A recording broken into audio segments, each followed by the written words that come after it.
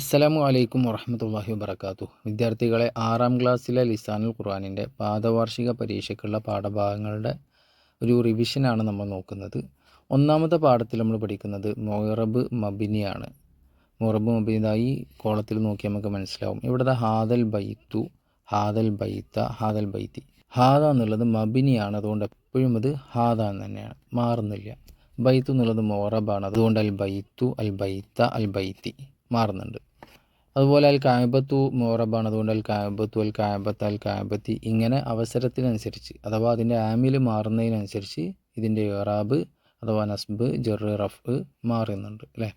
അപ്പോൾ അങ്ങനെ നസ്ബോ, ജറോ, റഫോ, ജസ്മൊക്കെ മാറി വരുന്നതാണ്, അവസാനം മാറുന്നതാണ് മുഅറബ്. അവസാനം മാറ്റം വരാത്ത അതിനെന്ത് പറയും? മബിനി എന്ന് പറയും. അപ്പോൾ ഏതൊക്കെ വാക്കുകളാണ് മുഅറബ്, ഏതൊക്കെ വാക്കുകളാണ് മബിനി നമുക്കറിയാനുള്ള ഏറ്റവും വളരെ പ്രധാനപ്പെട്ട, ഈ പാഠത്തിൽ ഏറ്റവും പ്രധാനപ്പെട്ട ഒരു കള്ളിയാണ് ഇവിടെ ഉള്ളത്. ഓക്കെ, ഇവിടെ അംസിലത്തുലിൽ മുഅറബ് ഏതൊക്കെയാണ് വരിക എന്ന് ഇവിടെ പറയുന്നുണ്ട്. ഏതൊക്കെയാണ്?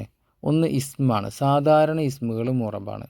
കിതാബ് പുസ്തകം, ത്വാലിബ് വിദ്യാർത്ഥി, ബഖറത്ത് പശു, ഷജറത്ത് മരം, ഇങ്ങനത്തെ ഇസ്മുകളൊക്കെ മുഅറബാണ്.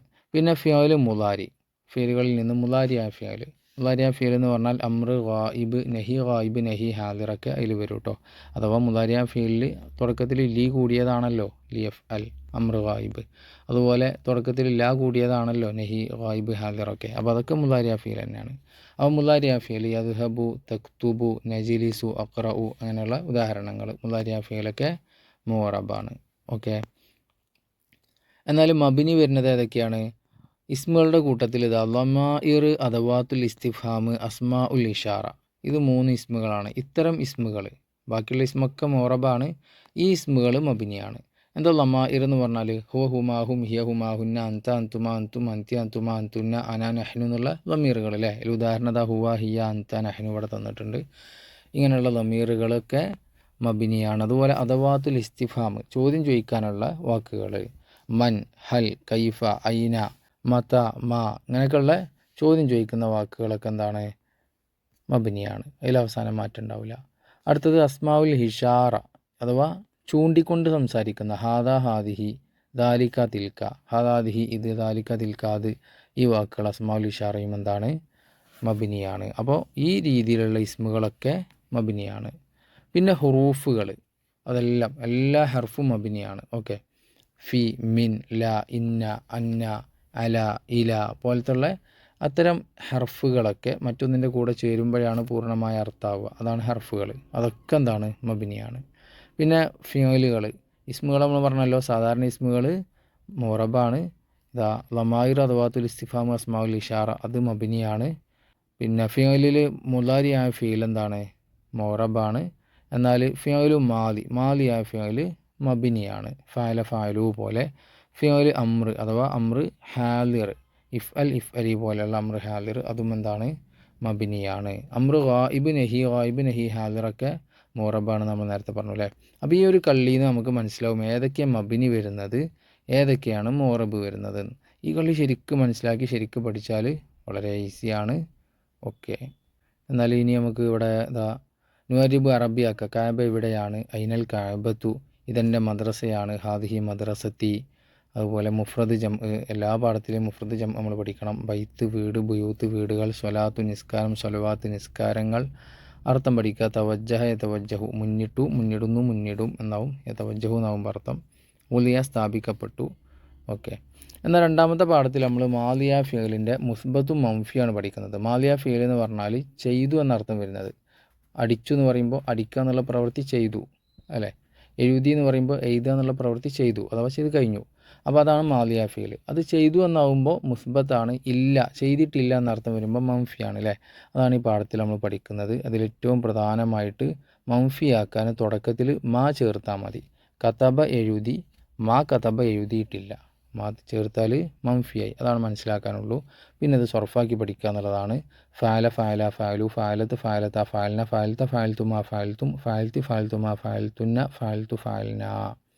അത് ഇനി കതബ എന്ന ഫീൽ ഒരു ഉദാഹരണമായിട്ട് കതബ എഴുതി. അപ്പോൾ അത് സർഫാക്കുമ്പോൾ കതബ, കതബ, കതബു, കതബത്ത്, കതബത്ത, കതബിന, കതബത്ത, കതബത്തുമ, കതബത്തും, കതബത്തി, കതബത്തുമ, കതബത്തുന്ന, കതബത്തു, കതബിന. അപ്പോൾ അതിൻ്റെ അർത്ഥം മനസ്സിലാക്കാൻ കതബ എന്ന് പറയുമ്പോൾ അവനൊരു പുരുഷൻ എഴുതി, കതബ അവർ രണ്ട് പുരുഷന്മാർ, കതബു അവർ പല പുരുഷന്മാർ എഴുതി, കതബത്ത് അവളൊരു സ്ത്രീ എഴുതി, കതബത്ത് അവർ രണ്ട് സ്ത്രീകൾ എഴുതി, കതബിന് അവർ പല സ്ത്രീകൾ എഴുതി. ഇനി നീ നിങ്ങൾ എന്നുള്ള അർത്ഥമായിരിക്കും. കതബുത്ത നീ ഒരു പുരുഷൻ എഴുതി, കതബുത്തുമ നിങ്ങൾ രണ്ട് പുരുഷന്മാർ എഴുതി, കതബുത്തും നിങ്ങൾ പല പുരുഷന്മാർ എഴുതി. കതബുത്തി നീ ഒരു സ്ത്രീ എഴുതി, കതബുത്തുമ നിങ്ങൾ രണ്ട് സ്ത്രീകൾ എഴുതി, കതബുത്തുന്ന നിങ്ങൾ പല സ്ത്രീകൾ എഴുതി, കതബുത്തു ഞാൻ എഴുതി, കതബുന ഞങ്ങൾ എഴുതി. ലാസ്റ്റത്തെ രണ്ടെണ്ണം ഞാൻ ഞങ്ങൾ എന്നുള്ള അർത്ഥം. അതുപോലെ മംഫി ആവുമ്പോഴോ അതിലേക്ക് മാ ചേർത്താലും മംഫി അല്ലേ. മാ ഫാല മാ ഫാല മാ ഫാലു മാ ഫാലത്ത് മാ ഫാലത്ത മാ ഫാലിന മാ ഫാൽത്ത മാ ഫാൽത്തുമ മാ ഫാൽത്തും മാ ഫാൽത്തി മാ ഫാൽത്തുമ മാ ഫാൽത്തുന്ന മാ ഫാൽത്തു മാ ഫാലിന. അതിന് ഉദാഹരണമായിട്ട് മാ കതബ അവനൊരു പുരുഷൻ എഴുതിയിട്ടില്ല, മാ കതബ അവർ രണ്ട് പുരുഷന്മാർ, മാ കതബു അവർ പല പുരുഷന്മാർ എഴുതിയിട്ടില്ല. ഇനി സ്ത്രീകളാവുമ്പോൾ മാ കതബത്ത് അവളൊരു സ്ത്രീ എഴുതിയിട്ടില്ല, മാ കതബത്ത് അവർ രണ്ട് സ്ത്രീകൾ എഴുതിയിട്ടില്ല, മാ കതബിന് അവർ പല സ്ത്രീകൾ എഴുതിയിട്ടില്ല.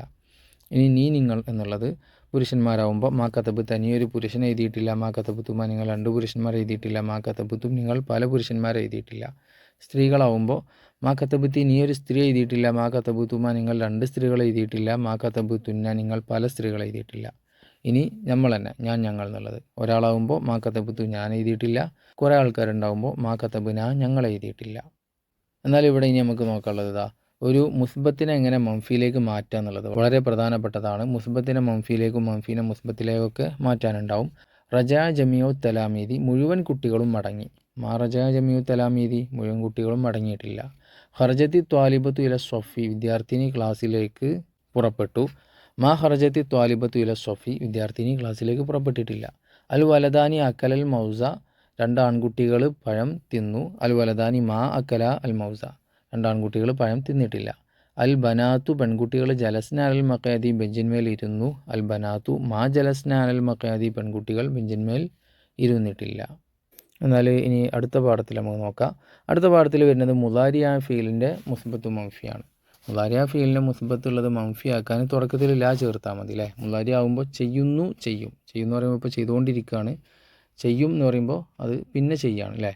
ഈ അർത്ഥം വരുമ്പോൾ മുലാരിയ ഫീലായി, അത് ഇല്ല എന്നർത്ഥം വരുമ്പോൾ മംഫിയായി. അർത്ഥം വരാൻ തുടക്കത്തിൽ ലാ ചേർത്താൽ മതി. അപ്പോൾ ഇവിടെ നമുക്ക് പഠിക്കാനുള്ളത് സർഫാക്കി പഠിക്കണം. എഫ് അലു എഫ് അലാനി എഫ് അലൂന തഫ് അലു തഫ് അലാനി എഫ് അൽന തഫ് അലു തഫ് അലാനി തഫ് അലൂന തഫ് അലീന തഫ് അലാനി തഫ് അൽന അഫ് അലു നഫ് അലു. ഉദാഹരണമാണ് യക്തുബു അവനൊരു പുരുഷൻ എഴുതുന്നു, അല്ലെങ്കിൽ അവനൊരു പുരുഷൻ എഴുതും, ചെയ്യുന്നു ചെയ്യും. ആ രണ്ടർത്ഥവും കൊടുക്കുക. ഏതർത്ഥമാണോ മാച്ച് ആവുന്നത് ആ അർത്ഥത്തിൽ നമുക്ക് ഉപയോഗിക്കാൻ പറ്റും. രണ്ടർത്ഥം ഇതിന് വരും. ഓക്കെ. അപ്പോൾ യക്തുബു യക്തുബാനി യക്തുബൂന തക്തുബു തക്തുബാനി യക്തുബിന തക്തുബു തക്തുബാനി തക്തുബൂന തക്തുബീന തക്തുബാനി തക്തുബിന അക്തുബു നക്തുബു. നേരത്തുള്ള അതേപോലെ അവന് പുരുഷൻ എഴുതുന്നു, അവർ രണ്ട് പുരുഷന്മാർ, അവർ പല പുരുഷന്മാർ, ഇങ്ങനെ അതേ അർത്ഥം വരും. ഓക്കെ. ഇനി അതിൻ്റെ മംഫി ആവുമ്പോൾ തുടക്കത്തിൽ ലാ ചേർക്കുക. ലായഫ് അലു ലായഫ് അലാനി ലായഫ് അലൂന ലാ തഫ് അലു ലാ തഫ് അലാനി ലായഫ് അൽന ലാ തഫ് അലു ലാ തഫ് അലാനി ലാ തഫ് അലൂന ലാ തഫ് അലീന ലാ തഫ് അലാനി ലാ തഫ് അൽന ലാ അഫ് അലു ലാ നഫ് അലു. അതിൻ്റെ ഒരു ഉദാഹരണമാണ് മുദാരിയ ഫീലാണ്. ലാ യക്തുബു അവനൊരു പുരുഷൻ എഴുതുന്നില്ല. ലാ യക്തുബു ലാ യക്തുബാനി ലാ യക്തുബൂന ലാ തക്തുബു ലാ തക്തുബാനി ലാ യക്തുബിന ലാ തക്തുബു ലാ തക്തുബാനി ലാ തക്തുബൂന ലാ തക്തുബീന ലാ തക്തുബാനി ലാ തക്തുബിന ലാ അക്തുബു ലാ നക്തുബു. ഓക്കെ.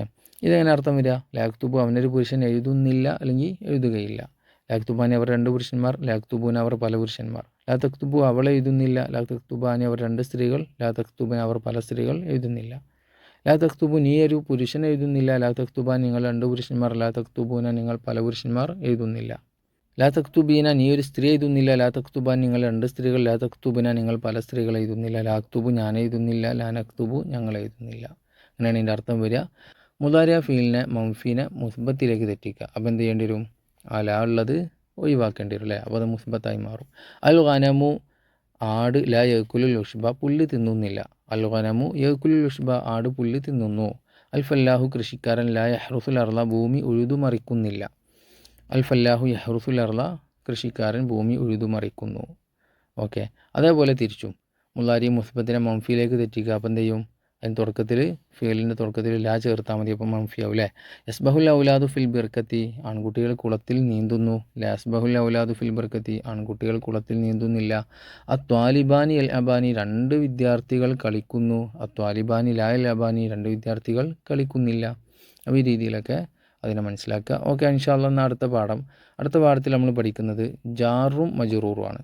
ജാർ എന്ന് പറഞ്ഞാൽ ജറിൻ്റെ അക്ഷരങ്ങൾ ഹുറൂഫുൽ ജർ എന്നും പറയാം, അല്ലെങ്കിൽ ജാർ എന്നും പറയാം. അത് 8 എണ്ണം നമുക്കിവിടെ തന്നിട്ടുണ്ട്. മിൻ, ഇല, ഫി, അല, അൻ, ബി, ക, അല്ലാമു, ഇങ്ങനെ 8 എണ്ണം ഉണ്ട്. ഈ 8 എണ്ണം ഇങ്ങനെ കാണാതെ പഠിക്കുക.